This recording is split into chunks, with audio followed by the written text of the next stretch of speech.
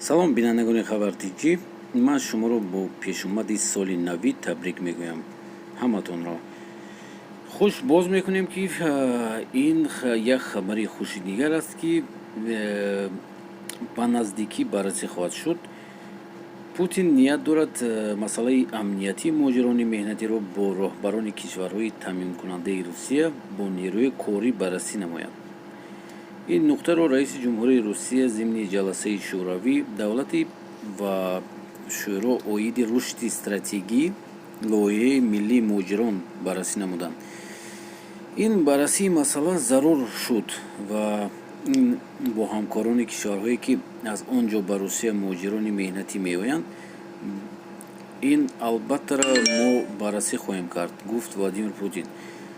Ба гуфтаи ӯ аллакай дар марҳалаҳои аввал бояд бехатарӣ таъмин карда шавад, ҳам барои муҳоҷирони меҳнатие ки дар сохтмон машғулӣ доранд ва ҳам барои русиягое ки дар иншоот фаъолият доранд. Путин гуфтааст ки бояд имкон дод ки ҳам муҳоҷирон маблағ кор кунанду ҳам соҳаи сохтмон рушд кунад. раиси ҷумҳурии Русия хабардор мешавем ки камбудии нерӯи корӣ дар бахши сохтмон суҳбат кард. таъкид намуд ки сарвазир Марат Лахустин баррасӣ карда буд, бояд дид, албатта суроғаи тавзеҳ дод Путин.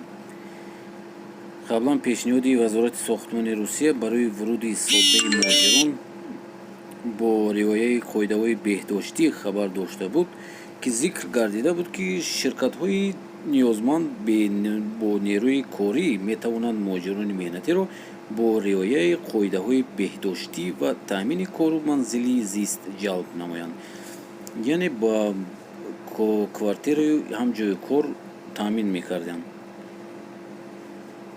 баррасии ин масъала дар ҳолест ки Тоҷикистон яке аз кишварҳои асосии таъминкунандаи Русия бо муҳоҷирони меҳнатӣ буда, ҳамасола садҳо ҳазор тоҷикистонӣ барои кор озими Русия мешаванд.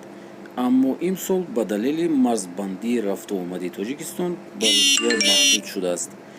Москав ба пешниҳоди Душанбе барои оғози парвозҳои мунтазам бо риояи қоидаҳои беҳдоштӣ то ҳол посух надодааст. яъне ки дӯстони азиз, чӣ тавре гуфт, тагиёи июн ҳама границаҳо боз мешаванд ва ҳама метавонад ба ҷои кор биёяд.